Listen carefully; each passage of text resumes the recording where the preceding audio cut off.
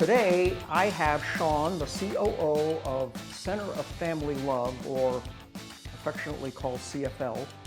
Yes, Right, yep, right. yep, CFL Somebody for short. threw that acronym at me once. I was like, CFL, anything? I'm trying to figure out. I'm not a big acronym guy, but you're military. You're former military, so yep. everything was acronyms. Everything. We had acronyms for acronyms.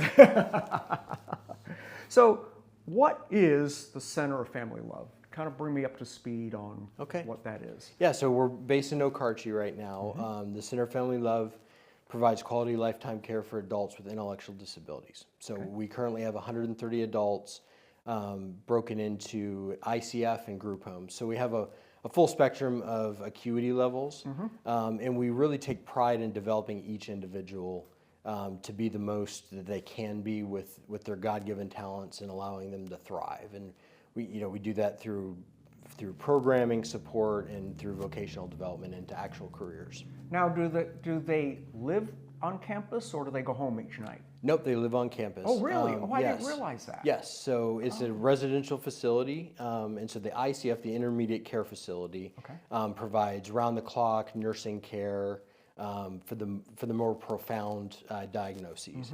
And then the group homes have staff that live with them, and they're a little bit more independent. Got it. And they just kind of facilitate their meals and if medications and anything that they may need. I think Debbie, the CEO, made a statement at the premiere. We'll talk about the premiere in a minute. Okay.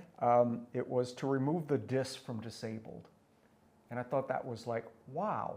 I mean, so that's sort of your mission kind of thing, isn't it? It absolutely is. And we have another catchphrase called crushing disability. But removing the dis from disability it's a focus, it's a shift in focus on the narrative from what they can't do to what they can do. Just like you or I, we have strengths and weaknesses. There are some things that I just don't do well. We have an enclave, a business that we partnership with called ATC Drivetrain, and we have individuals that are disassembling vehicle transmissions. Now, I would struggle with that, right? But they have the ability to do that and to do it very well. Wow. And so I think that's the core of what Debbie was getting at is why are we focusing on the dis? Let's focus on the abilities, the God-given abilities and talents that they have, and let's focus on unlocking those and just letting the world see what they can do. I can't even fathom the transmission thing. That's just crazy. And that's just like one of a lot of programs you have. You mentioned that you have a print shop, or run us through some of the programs. Sure. So for those that aren't able to work, we have daily programming, and the focus areas include culinary arts, STEM, math, and dance and fitness. And then daily living skills. So every day they're working on basic hygiene, how to care for themselves, how to do daily household tasks and chores. So that's the programming side. And then those that are able to work, which is about 90 of our 130 residents, are able to go to work. So we have a filter shop that's been around for a long time. And you make air filters. Air filters for furnaces and. Absolutely, for HVAC, and we have a state use contract. So that facility is located in Kingfisher, and each individual goes and they have a part of the production line where they're producing air filters as a team every single day, and they are so proud of how many. I made 28 filters today. I've seen pictures of them posing with their filters. Absolutely, yes. Because it gives them a purpose in life, right? It gives them the independence of having some money in their pocket and a job well done. And we provide air filters for every government building across the state. So we have a state use contract, and we've been doing that for years and years. We also have a floral shop. So one of our residents, Shay, has been there 13 years, and she actually, every time we have a florist leave, she trains the new florist coming in because she's been doing it so well. We actually had a TV spot a couple of weeks ago, and she brought a bouquet to the anchor, and she left her speechless because it was so beautiful, and she had done it herself, right? And so the floral department, the floral business provides arrangements for events, for individuals, and they just take pride in their work. We have a couple other as well. We have a horticulture business where we provide farm to fork for 30 plus Oklahoma City area restaurants with microgreens, vegetables, basil. All vegetable based. All vegetable things, based, okay. yep. And the microgreens go on salads. And they have just very very exotic, different like cauliflower microgreens and things like that. Wow. And these are some of the top restaurants in Oklahoma City that you would just you go on a date night with your wife and you're like, these are the restaurants that we're supplying for. And then we just started a t-shirt business. So we have 3 individuals working in there, and they're some of our most creative, and so we really like to pair the individual with the job and their abilities. Well, the creativity will come out, and we're just getting started. It's a nascent project, but their creativity will come out in the designs and the t-shirts. And so we're going to start internally, but as their expertise grows, we'll go external and be able to provide t-shirts. I met one of the residents that does superhero Yes, drawings. Travis, yes. and they're amazing. They look like you would see in a comic book. I mean, absolutely. He has drawn a comic book freehand, and it looks like anything that you would buy off the shelf. Wow. It is amazing. What's the name of his character? Travman. That's it. Travman. Yep, after Travis. Yeah. Yeah. That is pretty funny. So there was something big happening with you guys. You're in a capital campaign to build a new campus. Yes. What's that all about? Okay, so this is one of the biggest things that I think will happen for IDD and neurodiverse community in Oklahoma. It is a huge project. So there's a transition gap. Let's start with the why. There's a transition gap right now from when you're in high school to getting into a career. Okay. And there's not a whole lot of resources right now for individuals with disabilities, with intellectual disabilities, physical disabilities, neurodiversity, and autism after high school. And often they end up at home waiting for their parents to come home from work, on an iPad or something like that. Yep. And we truly believe there's more in life than that. And so this transition gap is going to be filled with a new career training and development center. It'll be located in Piedmont, but very close to the Northwest OKC metro area, with access to we've calculated about 14 different school districts within a 60-mile radius. And the purpose of this facility would be very similar to a career tech, where we will have 14 and counting. We have many, we have ideas consistently coming up, but so far we have 14 different program areas, from culinary arts to performing arts, horticulture, regenerative agriculture, manufacturing, really anything that will align with the interests of the individual. Because we want to find what their gifts are, what their interests are, and align them with an industry and a career at the end of this training program. And so the 14 different program areas, the individual will come in and go through an admissions and an assessment process. The assessment will be key to find out what they want to do. We will put them through the actual training with, like a career tech, but with a little more support, broken down into smaller chunks or using strength-based learning models. And then one of the things that makes this facility unique is the business prospecting at the end. So we're not going to stop with the training. We're actually going to find businesses that will employ them and align those businesses, and actually have a career placement counselor, a career counselor that will identify the individual and place them with the business, and then we'll provide job support through a job coach, so supported employment after they graduate. That is so cool. Now, will this facility, I've seen pictures of, I'll put a picture up here of what the facility looks like. It's amazing. I mean, it's a beautiful campus. Now, will this take the place of Okarche, or is this in addition to, or how's that? It's absolutely supplemental. The Center Family Love will remain in Okarche as a residential facility. I got you. However, everyone that does programming during the day with us on campus will go over to the new building on a daily basis. So daily they'll run over there and do their... Absolutely, but it's more than that. We'll serve an additional 500 individuals. I talked about. Oh wow. I talked about the school districts. Well, we'll do enrollment as early as 16. So right now we only accept 18 plus, so adults. But we'll go down into the high schools. We've already started partnering with different high schools, letting them know what's coming.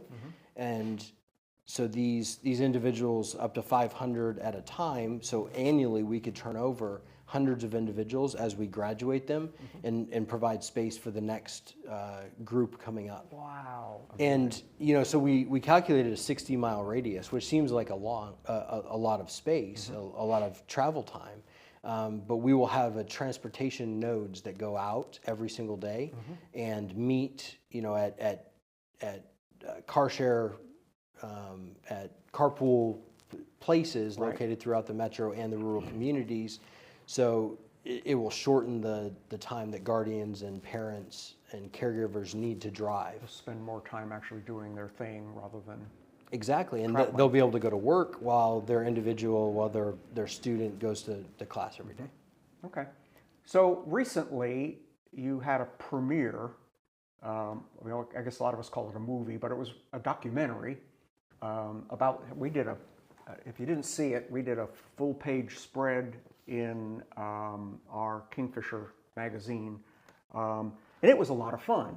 That was the first time I've closely interacted with some of them, and they were a blast. I mean, I'd say smile, and I'd get ear-to-ear smiles and yahoos, and then I guess the one that really stuck out to me was Daisy. Right. If you haven't seen this documentary, you really, really need to look at it. We'll put the link up here where you can find it. But Daisy was so dynamic, and some of her, I don't even know the right term for it, but some of the things that she said, her experiences or her thoughts on how the world should work. You had mentioned the world is upside down or should be upside down. Right.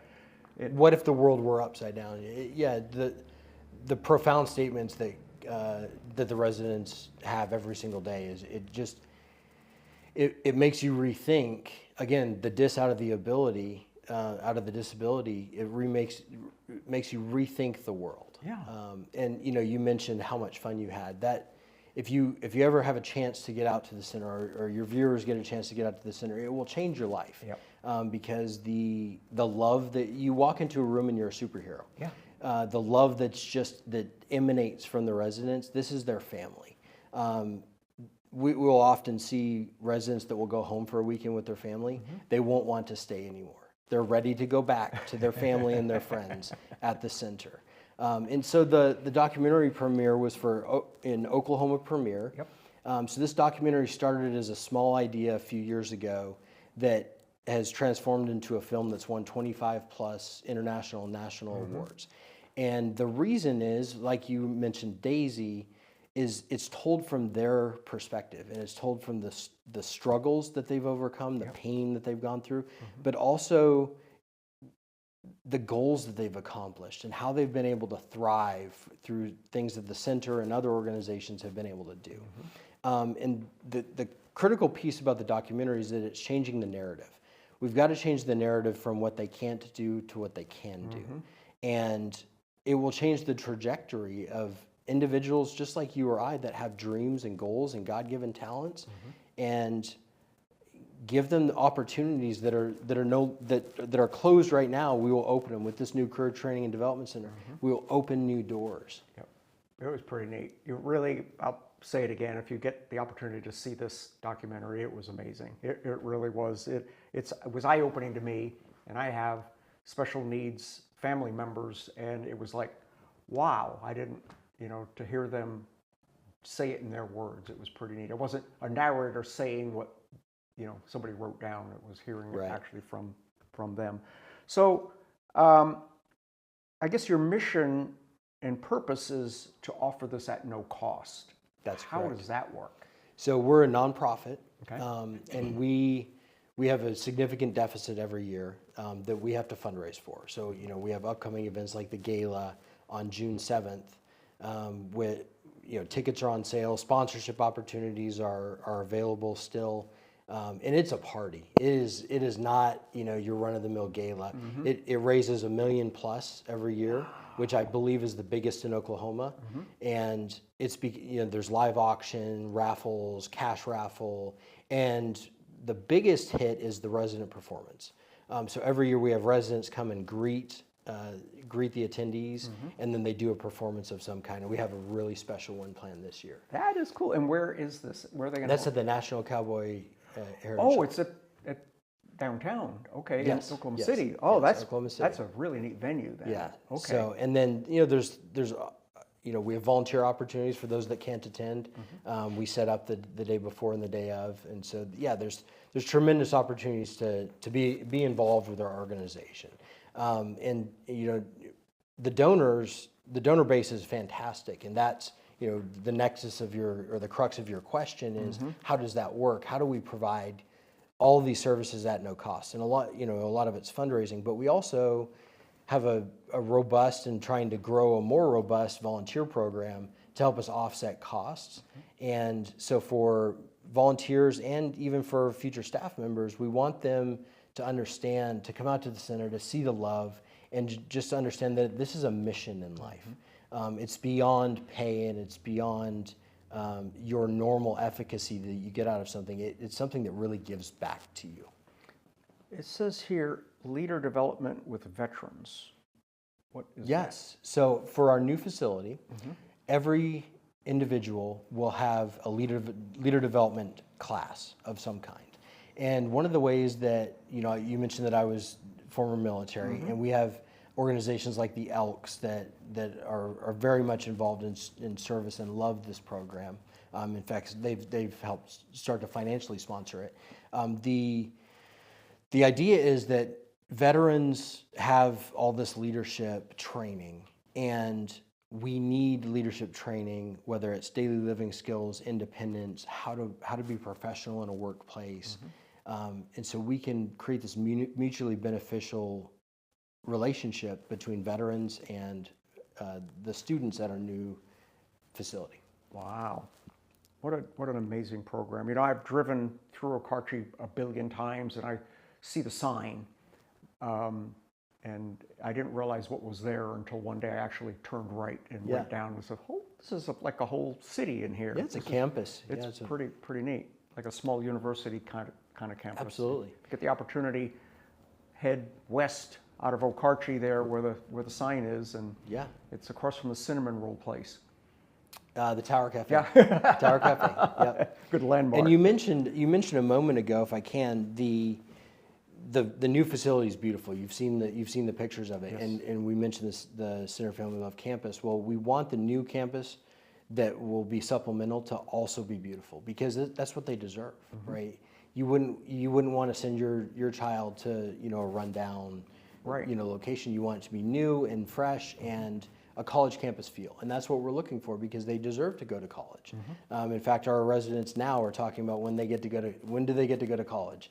We have one that comes in and sees the pictures, on a weekly basis and goes, "When's the new facility coming?" As soon as the funding comes, we'll break ground, and we're hoping to break ground in the next 6 months, and it'll be about a year build. So the next 2 years is really our target to be able to build and open this new facility. Let's just go up the middle here. So let's talk about funding. So what's your goal, and where are you now? How can we get help you get there? Yeah, so we're at the goal is 40 million, and we're at 45%. So we've raised 18 million, and we have not gone public yet. So that's a good number. That's a really strong number, and it just shows that there's passion out there for this project, and that it's so needed. But we've got a long way to go. We still have 55% remaining to raise the funding, and the final 50 is the hardest. Yes, it is. And we've got fantastic foundations lined up once we hit a certain threshold. But we're entering into major gifts phase right now. So our major donors, those cornerstone donors, will help get us over the next phase, and then we'll go public. We've tentatively gotten a benefit concert planned for the late fall, in November, and this will bring in major country artists from across the state as an Oklahoma benefit concert for the Center Family Love. Wow. Okay. Well, I can't wait for that one. Yeah. So we'll keep you updated on that. That'll be pretty neat as that comes. So that's the funding path, but we need everyone's support. If you're bought into this idea that this transition gap exists, we've got to do something about it. Yeah. And so small gifts, large gifts, it doesn't matter. It's going to take all of us, the whole Oklahoma community, to be able to change the world for Oklahomans. I didn't realize that there was that much need. There was a percentage of overall students that fall into this category? Yeah, so there's a 21% increase every year, or there's been a 21% increase in neurodiversity specifically, but we've calculated within our radius there's roughly 5,500 people that need the services that we're going to provide at the new training center. Oh my gosh! Oh, that's significant then. Okay. Absolutely, and these range from students. That'll really be our focus area, but any age that is living at home or does not have the opportunities or the resources right now, we will assess them, admit them, and train them to go into a career. It doesn't matter the age. Wow, absolutely amazing. All right, so if you would like to help with this capital campaign or anything to do with Center Family Love, we'll put the way to reach them in the description of this video. This is probably one of the coolest things that I've been around, and the people involved are truly amazing. I mean, the residents, the staff, everybody. It's something that we all need to get behind and see how we can help you with this. So, Shawn, thank you so much for hanging out with us today. Absolutely. And you can watch All About Hennessy and All About Kingfisher for updates on the gala and the capital campaign and things like that as they progress, because we'll be following it closely. Sounds All right. great. I appreciate you. You bet. Stay tuned.